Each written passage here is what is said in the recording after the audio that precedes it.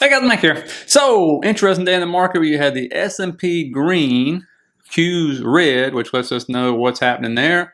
Rotation into other sectors in the S&P, like transportation's going off big time because of Delta earnings, which we will talk about. Also, you had Tesla headlines coming out, at least Elon's trying to push them out as quickly as possible. Try to get that one going. It had a green day today. We'll discuss that, where it can go next. Also, some other stocks to watch out for. Obviously, I'm going to get botted to death here, but you see Bitcoin breaking out. We talked about all the miners and the other ones breaking out. And so they are moving. Shorts are getting squeezed right now in that area. So you should see, if it holds, a big opening for those stocks we had talked about. But also, we'll talk, because yesterday I put together a video for you. It just rained all day. You can see I film outside, so I was unable to film it. And so some of those clips will be in here, and you'll get to see what happened afterwards. Also, we had FOMC minutes. We'll talk about that for a minute. And if you got any questions for Saturday's video, please put them in the bottom. I'll start putting that video together tomorrow for you guys. But as I told members, here's Delta Airlines. And it seems like we had talked about, I've been to airports. My neighbor's been to airports. You guys tell me in the comments you're going to airports, and they are packed out. And Delta confirms that, right? Up 12% because they reinstated their guidance. The big thing was the guidance being reinstated, and also them saying that this year's summer travel season has been strong with full flights, and that the airline is having one of its strongest international seasons as well. And so, we'll see how long it goes on for, because again, my neighbors just got back from Africa, and they said it was unbelievably packed out in each airport they went into. Same thing when I went to travel as well. Now, jobs market still holding strong. Initial jobs claims still dropped, coming less than expected. You see continuous still grinding higher, a new cycle high right there, around 1.9 million people right there. And so again, though, it's still coming in less than expected. Now, Fed minutes, we got this yesterday, and as Nikki Leaks told us here, their officials dividing up into 3 groups. Cut this year, but not July. No cuts this year. And the smallest group cut as soon as the next meeting. One of the Fed officials out there saying that today. And of course, that kind of helps the market a little bit, but don't think it's going to happen in July. But not going to be surprised if it happens in September, okay? And so we'll see which group gets bigger as we come close to September. Now, Nvidia hitting $4 trillion yesterday, the first $4 trillion company. Again, year first right here. You can see Nvidia continues to grind up in this channel. Every time it hits the top of the channel, it kind of just bounces down right there, but it's slowly just continuing to grind up to new all-time highs right there. The one thing you're still seeing, the trend of Tesla and Nvidia not being able to have big rallies on the same day. As you can see, yesterday, Tesla goes down. Today, nice pop, nothing major, but clearly Nvidia just had a major move up as it's got in here, as Tesla has absolutely been down since that entire time. And so these still, it's like the options market, if you see call flows just flowing in for one, it's not really happening for the other. All right, we're talking about a double-digit moves here. One going up 10%, one going down 10%. And so still need to see at some point in time, because again, before 2024, they would move in the same way, right? And you got Nvidia up in that time frame 21%. In the same time frame right now, you got Tesla still down 15%, right? So again, looking over at Tesla here, like I said, don't count it out, right? As soon as people think it's going down, it's not. And so you got a decent pop of day to move into that gap to mitigate more of this gap right here. Still hadn't completed it all, by the way. Still got a little bit to go. Maybe wants to try that tomorrow. And there's one reason, I'll tell you why in just a second, because one of the headlines that came out today, I don't think that would be what pushes this. But when you look at Tesla, clearly what we're looking for is market structure, right? So, here's the high, here's the low, here's a lower high, here is a lower low. And so the question is, if it fills this gap, is this just going to be another lower high as it channels down? Okay, as it's doing the opposite direction of what Nvidia is doing.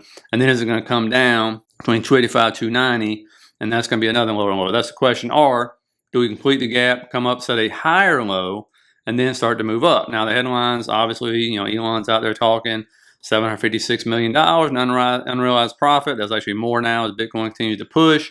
Also reportedly reached out to the Arizona DOT regarding certification for operating their robotaxis there. I showed you the videos where they were in California. Seemed like they were mapping that out as well. And supposedly they're going to try to maybe get the certification in Austin by this weekend, because they hadn't really been given any updates. And of course, these headlines came out sporadically throughout the day. Calls start rolling in. And of course, that means Tesla goes up. And so no surprise there. Nvidia didn't really have that much call volume going on this one. Now, one big thing to watch out for when it comes to Tesla here is we talked about this credit, right? And so I was looking into this. And so according to JD Power, in 2024, 87% of EV shoppers who bought a new EV in the US took advantage of the federal tax credit. 64% of those who bought or leased a luxury EV and 49% of those who bought a mainstream EV cited tax credit and incentives as a primary driver of their decision. And then this tax credit had a particular strong influence on buyers of Volkswagen, number one, Chevrolet, and then Tesla, okay? And the reason why this is important is because remember what happened when people thought the tariffs going to come in on autos? All of a sudden, auto sales actually went up. Now all of a sudden you got this credit's going to go away, but people got time to go shop. So what you could see, and this is what we got to wait and find out, is an influx of people going out trying to still get this credit because you can still get it. I think it's to September if I'm not mistaken. And so, you know, that could happen, right? Now, of course, that's drawing demand forward, but, you know, that's something you got to watch out for. Now, after that, will it affect all EV sales? Common sense says yes, just because, again, people are just strong in EVs, don't care about the credit. But what you're trying to do is convert people from traditional automobiles to an EV like myself. And I remember having a discussion with my wife and saying, clearly on that couch in there, hey, guess what? We also get a $7,500 EV credit if we qualify for it. So that's a big one. I've asked you guys several times about this, and in the comments it is overwhelmingly yes, of course. You know, I mean, it's a nice credit if you can qualify for it. So that's the big thing you got to think about is not those of you who are, you're all EV, it's all you buy is Tesla, all you buy is these EVs. No, you got to convert a boatload of people. How do you do that? These incentives, that's the reason why they put them in there. They've been in there for a long time. I mean, I think they started in 2007 or 8, I believe. And so, and just been changed throughout the years. But again, we'll see how that's going to affect it, if it's going to pull demand forward or not, and then how it's going to affect it going forward after it is gone. Okay, and so we'll see what happens here. Now, Google, this one you can see is bull flagging here. Maybe it breaks out. My Lord have mercy. It's been stuck in here forever, it seems like. It's still in this channel, just stepping up. Again, it doesn't have these crazy monstrous days or anything like that, like a bunch of these others. What's crazy, though, after all this move, still has not got a golden cross. Still ain't got, it's not even really close. Out of all these stocks has gotten it, it ain't got one, right? And when you look at the momentum on the weekly, it is above the 50, but this needs to turn back up and start moving, okay? If it can break out of this, then we can finally, you know, start talking and start moving up. But again, it's not a high flyer. It likes to consolidate, come down, boom, bounce, all that fun stuff. It has held the 200 as support multiple times, as you can see, as we tested this. And I didn't even see, did you see the other day? I think it was yesterday, where it dropped all the way to 172 in like 1 minute and then recovered within like 5 minutes because of some news they flashed out there to us. And again, the MACD is coming above the zero, but you need both lines. And you can see the last time this happened, it's been a while. I mean, 2023 was the last time it was below the zero and came back through, and you had a really decent move, okay? Apple's another one. I had this yesterday for you. It hit the 0.5 fib. It bounced, right? So I was like, okay, cool. Is this going to be the lower high we were looking for? They were putting out news and stuff yesterday. And it was like, oh, look, we're going to put out, you know, some kind of new headset or do an upgrade. We're going to transition our COO here. iPhone sales are picking up, I believe, in China. All this fun stuff they were putting out there on news, trying to get this thing moving. And of course, when that news started happening, all of a sudden, calls start rolling in. Here we go. That was the beginning of the day, by the way. It went down. And then after about noon, when the news started rolling in, oh, look, calls start rolling in. Apple starts moving up. And then, of course, there's another one. We're just looking the opposite of Tesla here, right? We're looking at a low, a higher high, higher low, higher high. And then the question is this going to be another higher low? Okay. And then, of course, we zipped forward to today. We moved up again right here towards that all-time high anchor VWAP. And so got to get through that right there first. Then we're going to get through 216.59 if that's the case. And then finally fill the rest of the gap. That's what we got to see here. Okay, a lot of people moving in to options. I know for sure people were buying the 212.50s a day, the 220s, all kinds of stuff was rolling in for Apple today. So we'll see. Google, Apple, much slower movers than a lot of these. Okay. Now hood. This was yesterday. I said, hey, look, got a falling wedge. We'll see if we get a breakout. You see the target right there. Well, guess what? It broke out. Okay, and so the target is like 104, 105. But the truth is, if this thing gets above 100, especially if it gets above 100 and retests it and bounce, 110 is going to come, I think, pretty quickly. Be surprised if it doesn't. Again, the market just continues to really kind of grind here. And this is a very, very, very popular name right now amongst institutions and amongst investors, especially now you got crypto breaking out as well, and of course they're launching that. So and then you got Amazon, total opposite, right? This thing has been consolidating for 1, 2, 3, 4, 5, 6, 7, 9 days, just sitting in like a 1 to 2% range here, as you can see, between 220, 223.